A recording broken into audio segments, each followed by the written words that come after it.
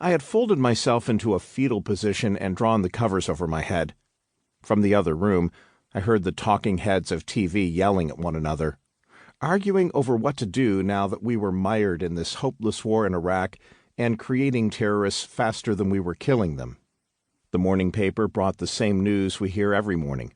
Another suicide bomber had done what is unthinkable to those of us who consider our lives worth living. As I drifted off to sleep, I tried to imagine it.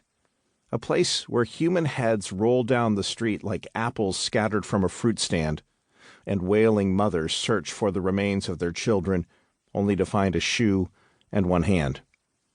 In my dream, I saw a woman holding that hand, grape-colored and dusty like a glove with entrails. If we have become numb to this, then what have we become? It is not a good idea to think of such things before falling asleep, of course, but this is the world we live in. This is the soundtrack of our lives. We shop frantically while flag-draped coffins bearing the remains of our dead soldiers, babies as Kurt Vonnegut called them, get offloaded in the dead of night like so many burned or broken biscuits from the ovens of war. We hear the droning script of patriotism, members of Congress, all wearing those standard-issue American flag lapel pins, urging other people's children to be brave and defend our freedom. War is now outsourced like everything else, and then we spin the results to hide the reality of a demonic chaos. If Dante came back, his new vision of hell would surely include the Baghdad morgue. Meanwhile, the music in my dream was provided by right-wing talk show hosts, crooning like backup singers in a concert of death. TV preachers did the drumming, slicing the world in half with the rhetoric of entitlement. The judgment is coming, they were saying, but instead of sheep and goats, one axis is God's chosen, the other God's despised. We love Jesus, so we are entitled to kill for the cause.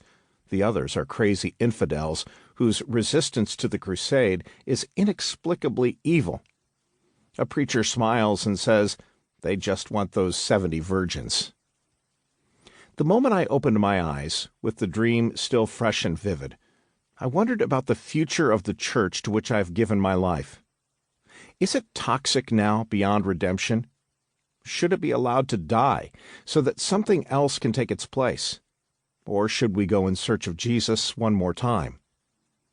It was as if an animal had curled up on my chest while I slept, bringing with it an urgent message from somewhere east of decency. If this is Christianity, and these are Christians, I must not be one. In the dream, I had a flashback to Saddam Hussein's execution by American proxies.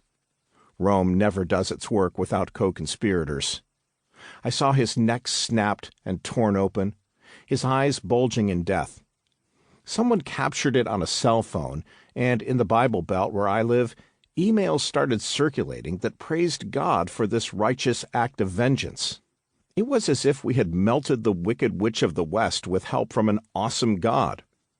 Finally, we had an out-of-the-closet Christian in the White House. But what came out of the closet instead was torture, winking and waterboarding. And yet, who can be surprised? Mel Gibson had just made a frightfully successful movie in which the one who tortures is God. In my dream, those in power never took responsibility for anything, nor could they seem to remember anything, especially if it was important. The counsel of Jesus to let our speech be a simple yes or no was as foreign as the idea of actually helping the poor. In my dream, the image of Jesus had morphed from a Rembrandt portrait of a sad but radiant face into a bobble-headed doll in the back of a stretch limo. In the landscape of my dream, churches had ceased building sanctuaries and opted for metal auditoriums without steeples or religious symbols. While the band played and the privileged wept tears of self-satisfied joy, young warriors for Christ were taught to love Jesus by hating Darwin and homosexuals. I woke up thinking, if this is Christianity and these are Christians, I must not be one. In this brave new world, Orwell